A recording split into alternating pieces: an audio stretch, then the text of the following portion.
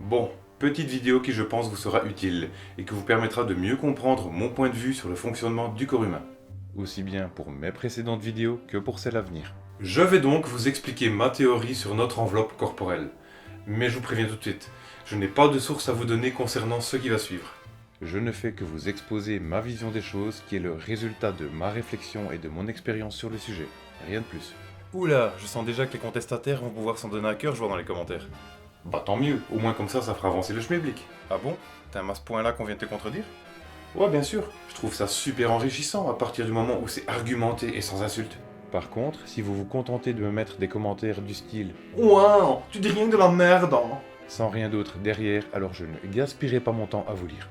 Mon but est de chercher la vérité et de comprendre, et non d'essayer de vous imposer ma vérité à tout prix. Comme font la plupart des youtubeurs qui vous parlent d'alimentation et de santé et qui passent le plus clair de leur temps à censurer les commentaires des gens qui osent venir les contredire. Tout ça afin de vous imposer leur vérité, ce qui est profondément malhonnête. Comme je l'ai déjà dit, je ne détiens pas la vérité absolue à propos de tout. Je cherche. Parfois je me gourre, et parfois je m'en plains dans le mille. Mais je me remets toujours en question. C'est pour ça que je vous ai toujours incité et que je vous inciterai toujours à ne pas me croire sur parole. À tester par vous-même et à vous faire votre propre idée. Quand on cherche à savoir si quelque chose est vrai, le mieux c'est d'essayer de démontrer que c'est faux par tous les moyens. Et si possible, en évitant les arguments fallacieux. Et à force d'essayer et de ne pas y arriver pendant suffisamment longtemps, et après avoir tout tenté, alors là, on peut en conclure que c'est vrai. C'est pas faux, que c'est vrai. Sur ce, arrête de tourner autour du pot et balance ta théorie. Ouais monsieur, juste après le générique.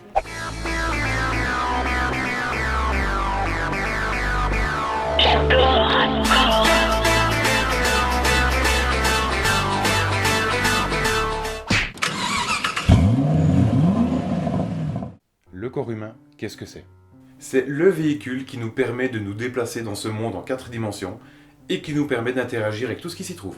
Donc pour rappel, il y a les 3 axes dans l'espace, on peut aller en avant, en arrière, à gauche, à droite, en haut, en bas. Et la 4e dimension, c'est le temps, qui pour nous va du passé vers le futur. Comment ça se fait qu'on peut aller dans les deux sens dans toutes les dimensions, sauf dans le temps?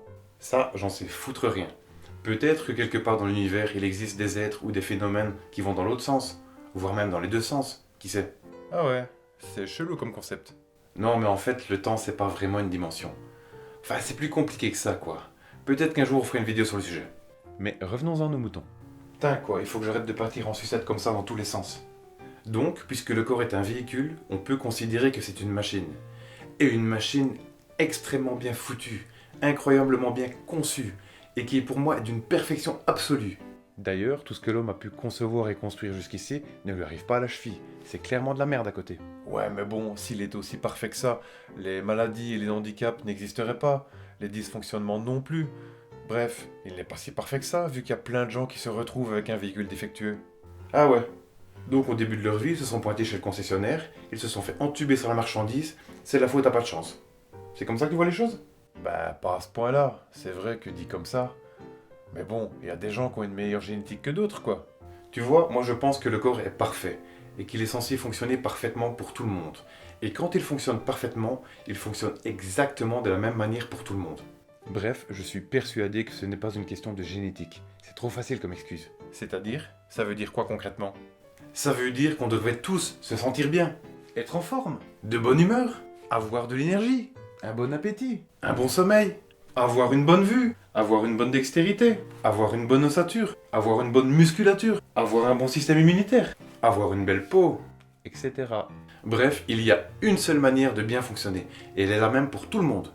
Mais par contre, quand le corps se met à déconner, alors il peut le faire de 1000 façons différentes. Certains perdront leurs cheveux et seront chauves, d'autres auront des problèmes aux yeux et devront porter des lunettes, d'autres auront des oreilles défectueuses et seront malentendants, d'autres auront des problèmes de peau, d'autres auront des problèmes musculaires, pour d'autres ce sera les os, d'autres se choperont des cancers divers et variés, d'autres auront un système reproducteur défectueux et ne pourront pas avoir d'enfants, d'autres auront un système immunitaire qui déconne et seront donc plus vulnérables aux maladies et à la malbouffe, d'autres auront des problèmes mentaux. C'est bon, on a compris, tu vas pas nous citer toutes les pathologies et les maladies qui existent non plus, sinon on en est encore là. En effet, etc. Et c'est la même chose pour les intolérances. Tous les poisons sont mauvais pour nous, mais certains d'entre nous réagiront plus fort que d'autres à certains de ces poisons. Et certains y seront plus résistants que d'autres. Ce qui implique que, si un seul être humain est intolérant au lactose, alors ça veut dire qu'aucun de nous n'est fait pour consommer du lait. Si un seul être humain est intolérant au gluten, alors ça veut dire qu'aucun d'entre nous n'est fait pour consommer du blé. Si un seul être humain est intolérant au soja, alors ça veut dire qu'aucun de nous n'est fait pour consommer du tofu ou du lait de soja. Et si un seul être humain est intolérant au sucre extrait, alors aucun de nous n'est fait pour consommer du bitume. En gros, c'est un peu comme si notre corps n'en faisait qu'à sa tête, et qu'il choisissait lui-même sa manière de déconner. T'es en train de nous dire que le corps a sa propre conscience et qu'il peut faire ses propres choix sans qu'on ne puisse rien y changer? J'en sais rien, je me suis déjà posé la question. À un certain niveau, je dirais que oui. Tu as d'autres exemples pour appuyer ça? Oui, quelques-uns. Voilà le premier qui me vient à l'esprit. Imaginez que vous en avez marre de vivre et que vous décidez de mourir. Et pour ce faire, vous décidez d'arrêter de respirer, tout simplement. Et donc vous bloquez votre respiration jusqu'à ce que mort s'en suive. Qu'est-ce qui va se passer? Vous allez finir par devenir tout rouge et par tomber dans les pommes. Une fois que c'est fait, votre esprit est temporairement déconnecté. Et donc il n'a plus aucun contrôle sur rien. Qu'est-ce qui se passe ensuite? Votre corps prend le relais et il relance la respiration. Lui, il s'en tamponne de ce que pense l'esprit, vu que lui n'a pas décidé de mourir. C'est entre autres pour ça qu'il est difficile de suicider. Si vous voulez y arriver, vous devez employer un moyen radical qui empêche votre corps d'intervenir. Petite précision en passant, je précise que je n'encourage nullement le suicide. C'était juste pour l'exemple. Enfin bref, tout ça pour dire qu'on a très peu de contrôle sur le fonctionnement des organes internes. Dans ce domaine, le big boss, c'est le corps, qu'on le veuille ou non. Ensuite, parlons d'apprentissage. Comme vous le savez, quelle que soit la discipline, Aussi bien artistique, sportif, professionnel. pour apprendre à faire des mouvements bien précis, il faut les répéter. Et plus on les fait, et mieux on sait les faire. Et à force de s'entraîner, on arrive à enchaîner ses mouvements correctement et rapidement. Et on n'a même plus besoin d'y penser, le corps le fait de manière complètement automatique. Et c'est valable un peu pour tout, que ce soit dans les sports, pour jouer un instrument de musique, pour danser, pour dessiner, faire de la sculpture, etc. Déjà rien que ça, c'est énorme. Notre corps peut apprendre et s'améliorer. Ouais, mais ça c'est en théorie. Dans les faits, il y a toujours des domaines dans lesquels on est plus doué que d'autres. On a plus de talent pour certaines choses que pour d'autres. Voilà, c'est ça, le talent. Comment on peut l'expliquer ça? Le talent. Pourquoi est-ce qu'il y a des domaines dans lesquels on excelle et d'autres dans lesquels on sera toujours nul à chier même en s'entraînant comme un malade toute sa vie? D'ailleurs, c'est quelque chose que j'ai bien connu personnellement. Quand j'étais gosse, le seul sport qui me bottait vraiment, c'était le football. Mais malheureusement, j'ai 2 pieds gauches. J'étais le plus nul de l'école. Autrement dit, j'étais le joueur que personne ne voulait dans son équipe. Super. Et j'ai eu beau m'entraîner comme un ouf pendant des années et des années, j'ai toujours été nul. Évidemment, j'ai beaucoup progressé au fil du temps. Disons que je suis passé de archi nul à médiocre, quoi. Et puis après le foot, mes parents m'ont mis au judo. Et là, bizarrement, j'étais pas nul. J'étais même plutôt bon. D'ailleurs, sur la fin, j'ai remporté beaucoup de compètes. J'étais vraiment devenu un tueur sur le tatami. C'est un peu comme si mon corps avait décidé qu'il avait pas envie de faire du foot, mais qu'il préférait faire du judo. L'enfoiré, quoi. Et pourtant, physiquement, je n'ai aucun souci. En théorie, je n'ai rien qui m'empêche d'être bon au foot. J'ai une bonne ossature, j'ai de bonnes jambes, j'ai une bonne musculature, j'ai une bonne endurance, j'ai une bonne dextérité, et je n'ai aucun souci d'aucune sorte. Bref, comme diraient certains, j'ai une bonne génétique. Du coup, pourquoi ne puis-je pas être doué au foot? Qu'est-ce qui m'en empêche? T'es sûr que ce n'est pas dû au cerveau tout ça? La coordination des mouvements, c'est quand même son domaine il me semble, non? Ouais. Et le cerveau, il fait pas partie du corps? C'est pas un organe du corps, peut-être? C'est pas faux. Mais bon, le cerveau, c'est l'esprit, c'est la pensée aussi. Ah bon? Et sur quoi tu te bases pour dire ça? Tu as de quoi le démontrer? Bah non, mais bon, quand je pense, je sens bien que ça se passe dans ma tête. En tout cas, j'ai jamais eu l'impression de penser avec mes pieds. Post hoc ergo propter hoc. Quand je pense, j'ai l'impression que ça se passe dans ma tête. Du coup, j'en conclus que mon esprit est dans mon cerveau et je ne cherche pas plus loin. Si mon esprit et ma pensée ne sont pas dans ma tête, ils sont où alors? Et pourquoi est-ce que j'ai l'impression que c'est dans ma tête que ça se passe? Attends, sinon ça va encore être le bordel. D'abord, je finis de donner les exemples où le corps n'en fait qu'à sa tête, et après, on parlera un peu du cerveau et de l'esprit. Ça roule ma poule. Exemple suivant, le stockage. Quand on grossit ou qu'on maigrit, ça ne se fait jamais sur tout le corps en même temps, de manière uniforme. Logiquement, quand on gonfle, on devrait le faire de la même manière qu'un ballon. On devrait s'élargir et s'expanser de tous les côtés en même temps. Idem quand on dégonfle. Mais non.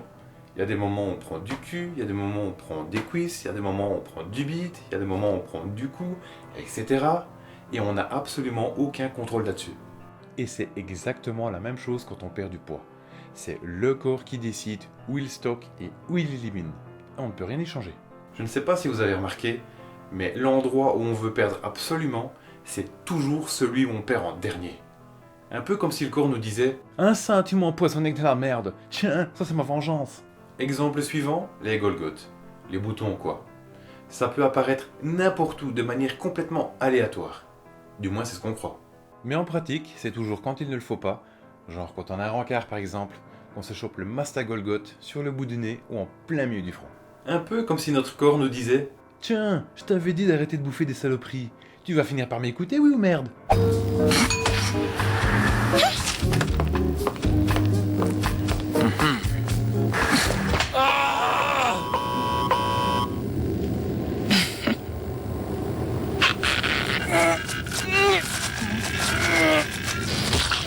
Enfin voilà, on pourrait aussi parler des réflexes ou encore d'autres exemples, mais on va passer à la suite sinon la vidéo va durer 3 heures. Donc on disait que le corps est une machine, un véhicule. Et ça tombe bien, on va le comparer à une bagnole. Au début de notre vie, on commence tous avec un véhicule de série, un modèle standard, quelque chose de tout à fait basique quoi. Ah ouais, tout le monde commence avec la même chose. T'es sûr de ça? Normalement ça devrait être le cas, on en a déjà parlé dans mes vidéos sur le sucre. Si la conception d'un enfant se fait dans un milieu qui est bourré de merde, alors il ne faut pas s'étonner qu'il en sorte avec des merdes qui le pourriront toute sa vie. Ok, j'ai rien dit. Et ce qui est génial avec ce véhicule, c'est qu'on peut en faire tout ce qu'on veut. Si vous le voulez, vous pouvez le transformer en épave. Pour ça, rien de plus simple. Il suffit de ne rien faire et de mettre un carburant inadapté. C'est tout. Ou alors, si vous le voulez, vous pouvez le transformer en bolide surpuissant, hyper véloce et méga endurant. Pour ça, il vous suffit de mettre le carburant adapté et de rouler toujours plus vite, toujours plus loin. Plus vous roulerez, et plus vous roulerez vite et longtemps. C'est génial, vous trouvez pas? Imaginez si on pouvait faire ça avec nos voitures. Nos routes seraient pleines de Bugatti Veyron, de Lamborghini, de Ferrari, etc. Tiens, c'est vrai ça. Du coup, on se demande pourquoi tout le monde ne le fait pas avec son corps? Excellente question. Une partie de la réponse se trouve dans mes vidéos sur le sucre. Tiens que je pense à ça. Mis à part le côté performance, il y a aussi le côté esthétique. On peut même faire du tuning si on veut.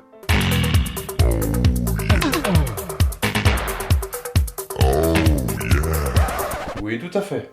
Et c'est plus facile à faire, ça demande moins d'efforts. Par contre, ça coûte de la thune. Ouais, parfois même la peau du cul. Mais perso, je préfère avoir une BM M3 de série plutôt qu'une Clio de merde toute tunée. Tu m'étonnes, John. Ensuite, il y a autre chose d'incroyable avec le corps. Vous pouvez mettre absolument tout ce que vous voulez dans le réservoir à carburant. Vous pouvez y mettre les pires merdes et votre véhicule continuera de fonctionner. Évidemment, il ira moins loin, moins vite, la mécanique s'encrassera plus vite, il y aura plus souvent des pannes et des problèmes, et il aura une durée de vie beaucoup moins longue. Mais malgré tout, il continuera quand même de fonctionner pendant un temps. Ah, c'est dommage que ma bagnole est pas comme ça. Sinon, à chaque fois que j'ai envie de pisser, j'irai me soulager dans le réservoir. Ça me ferait une putain d'économie. D'accord, enfin soit. Sinon, autre chose de fabuleux avec votre véhicule, il peut s'auto-réparer. Si on se brûle, se coupe ou s'écorche, on cicatrise. Si on se pète un os, il se ressoude. Si on perd du sang ou qu'on en donne, on produit de quoi combler ce qui manque. Si on s'arrache des ongles, des cheveux ou de la peau, ça repousse. Bon, par contre, une jambe, un bras, une tête, ça ne repousse pas. La tub non plus d'ailleurs. Certes. Et pour ça, il suffit de lui mettre à disposition ce dont il a besoin. Vitamines, minéraux, oligo-éléments, protéines, etc. T'imagines? C'est comme si tu mettais du plastique, du métal, du caoutchouc, du verre et de l'huile dans ton réservoir et que ta voiture se réparait toute seule et qu'elle faisait son entretien toute seule.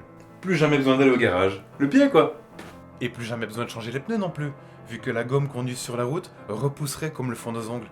C'est clair. Et comme les voitures qui disposent d'un tableau de bord avec des voyants qui s'allument pour signaler d'éventuels soucis, notre corps fait pareil. Et ça, il le fait de deux manières. Tout d'abord à travers ce qu'on ressent. Manque d'énergie, manque de motivation, déprime, mauvaise humeur, agressivité, etc. Et deuxièmement, À travers des symptômes plus physiques, comme se choper des Golgoth, avoir le nez qui coule ou tout le temps bouché, le fait d'être trop frileux ou de transpirer comme un porc, les allergies, ou alors par la douleur, qui est comme un système d'alarme pour le corps. Ah ouais, ça fait un paquet de voyants tout ça. Ça doit pas être simple de s'y retrouver. C'est sûrement pour ça qu'il est aussi difficile de comprendre ce que dit notre corps. Oh ça va quoi, hein. C'est pas comme si on était dans le cockpit d'un Airbus, seul et sans mode d'emploi non plus. et en plus, Au bout de 20, 30, 40 ans, voire même plus, on devrait arriver à parler couramment la même langue que le corps, non? non peut-être. C'est pas faux, après tout on vit avec lui H24. Du coup, comment ça se fait que c'est aussi difficile de comprendre ce que nous dit notre corps? À cause de notre hygiène de vie et de nos mauvaises habitudes qui sont tout ce qu'il y a de plus toxique, ce qui dérègle complètement le tableau de bord. Bon, il n'y a pas que l'alimentation, il y a aussi ce qu'on respire, ce qu'on met sur notre peau, ce qu'on se prend dans la tronche comme ondes et radiations, etc. Mais bon, beaucoup de ces soucis peuvent être réglés facilement juste en modifiant l'alimentation. Pour en revenir à ce que je disais, c'est comme si le voyant moteur s'allumait pour te signaler que tu es à court de liquide lave-vitre. C'est comme si le voyant ABS s'allumait pour te signaler que ton moteur manque d'huile. C'est comme si le voyant batterie s'allumait pour signaler que la pression des pneus n'est pas bonne. Etc. Voilà pourquoi c'est aussi difficile d'écouter et de comprendre le langage de notre corps. Parce qu'on n'a pas encore inventé de décodeur pour les gens qui ont une hygiène de vie non physiologique, malheureusement. En effet, ça résume assez bien la situation. Ça va même encore plus loin. Non seulement le corps nous signale quand il a un problème, mais il nous dit aussi exactement de quoi il a besoin. Et il le fait justement pour éviter les carences, qui elles peuvent mener à de vrais soucis. D'ailleurs, de nos jours, beaucoup de maladies pourraient être évitées si on n'était pas over-carencé comme ça. Et ça, il le fait surtout à travers les envies, en nous faisant lorgner sur ce dont on a besoin. Ouais, envie de se boire une bonne bière, envie de se fumer une bonne clope, ou pire, envie de bouffer du chocolat. Je l'ai senti venir, hein, je savais que t'allais lâcher une connerie.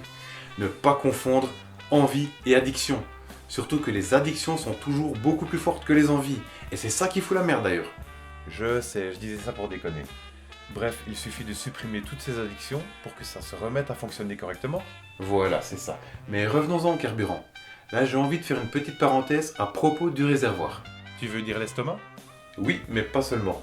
Ça comprend aussi les réserves qu'on stocke dans nos tissus, ainsi que la glycémie. Pour une raison qui m'a échappé pendant longtemps. On nous fait croire que pour être en bonne santé et avoir de l'énergie toute la journée, il faut manger toutes les 3 heures.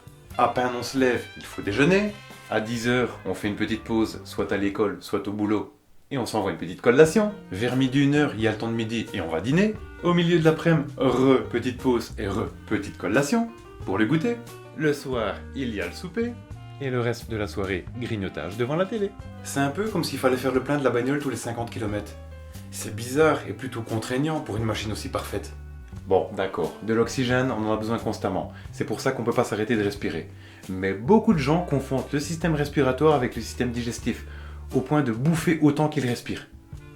Ce qui était mon cas avant. Allez alors, petite anecdote. À l'âge de 22 ans, je savais pas trop quoi foutre de ma vie. Du coup, j'ai essayé de rentrer dans la police. Ouais, je sais. Et pour pouvoir intégrer l'académie de police, il y a toutes sortes de tests à réussir, et une visite médicale à passer. Et c'est cette dernière qui m'avait posé quelques tracas. Il y avait un certain poids à ne pas dépasser en fonction de sa taille. Et j'étais un peu au-dessus. Du coup, j'ai tenté quelque chose de radical pour pouvoir perdre ce poids rapidement. Et j'ai fait une grève de la faim. Autrement dit, j'ai fait un jeûne. À ce moment-là, j'avais une alimentation très lambda. Je bouffais toutes les merdes industrielles possibles et imaginables. Et donc j'étais accro au sucre, aux saloperies et j'avais une glycémie de merde. Et donc, ta grève de la faim a duré combien de temps? J'ai tenu pendant 5 jours. 5 jours très difficiles. J'ai eu beaucoup de mal, aussi bien physiquement que psychologiquement. Un beau petit zombie dans toute sa splendeur. Je me suis senti faible, sans motivation, sans énergie pendant 5 jours, plus une humeur de merde. J'ai souvent eu la tourniole. J'étais vraiment bon à rien. Et comment ça a fini du coup? Le 5e jour, je me suis écroulé. J'ai perdu connaissance dans la salle de bain pendant je sais pas combien de temps. Quand je me suis réveillé, je me souvenais plus de ce qui s'était passé.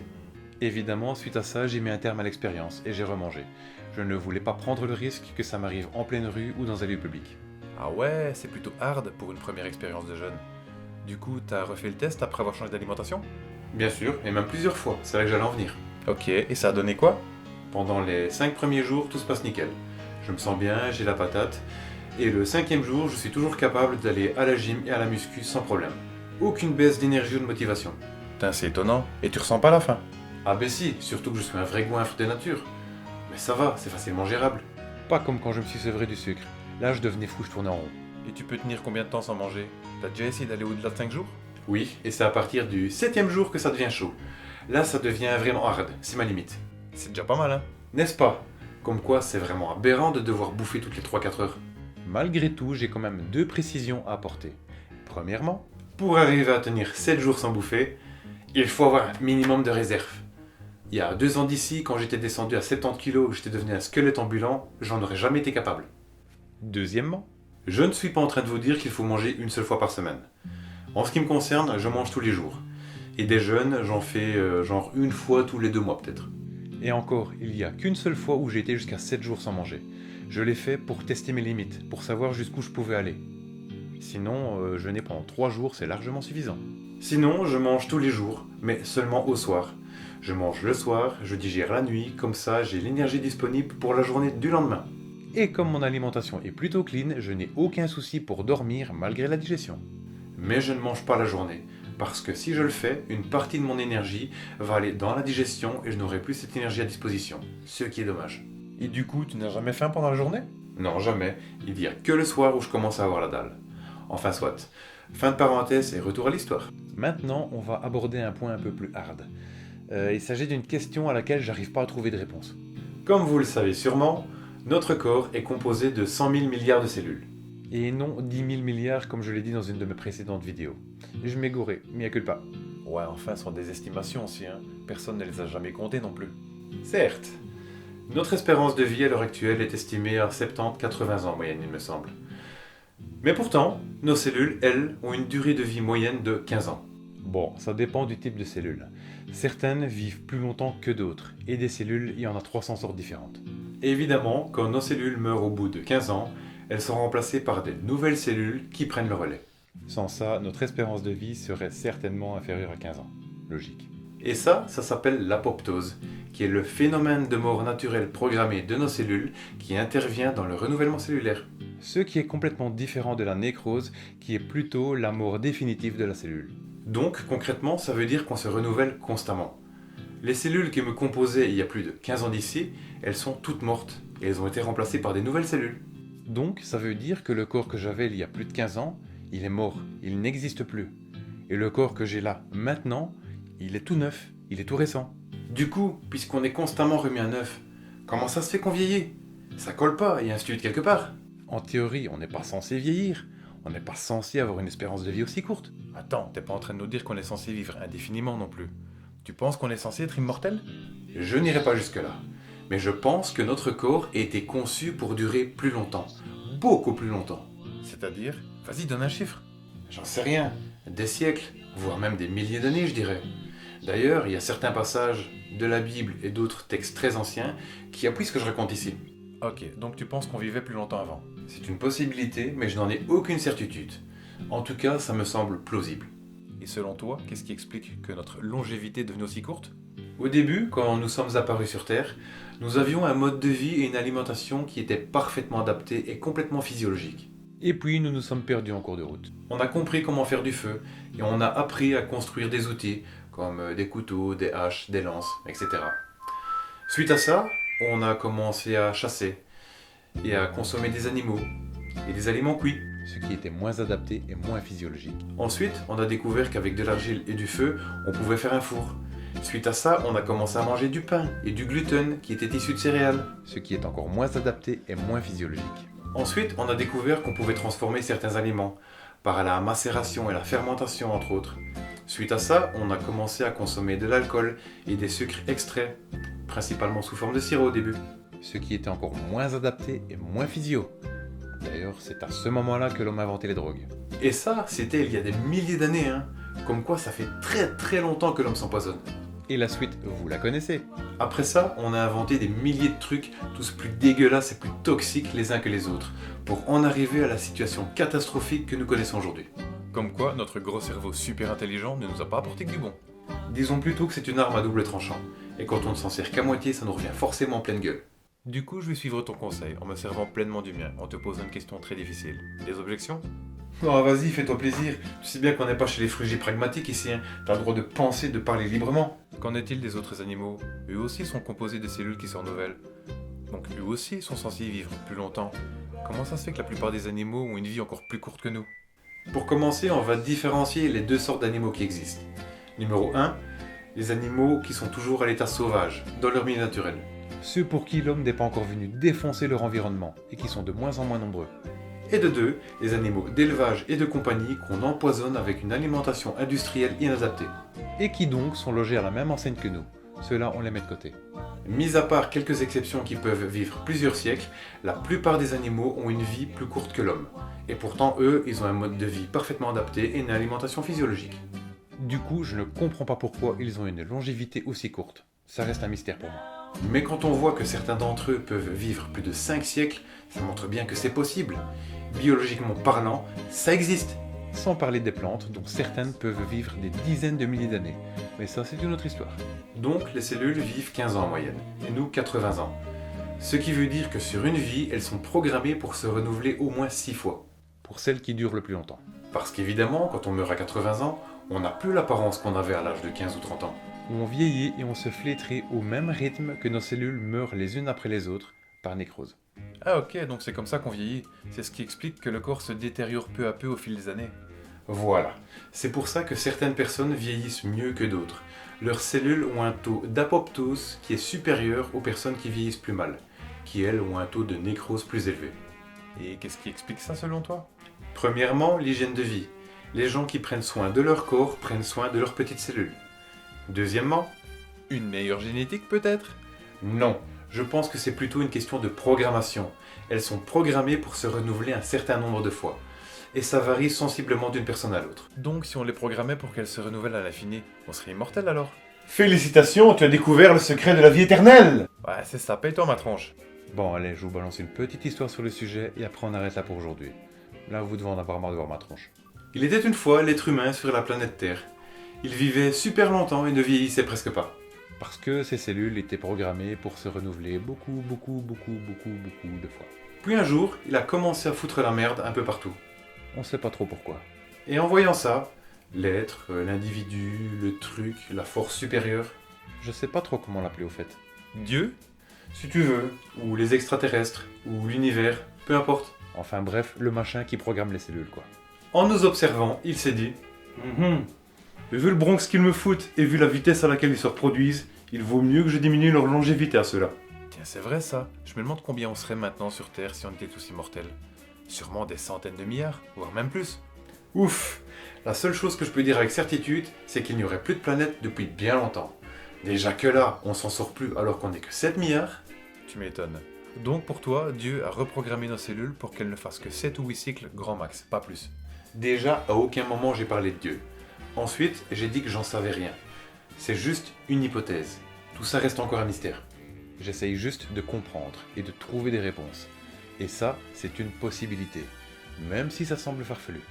Et donc, toutes tes cogitations transcendantales paramasturbatoires, tu les balances dans des vidéos publiques sur YouTube. Original comme concept. Et ouais, c'est moi, Mpitso. Du coup que je pense à ça, on a encore une question à traiter.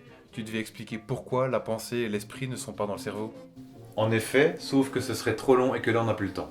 Ah vas-y, déconne pas quoi. T'inquiète, ce sera le sujet de la deuxième partie.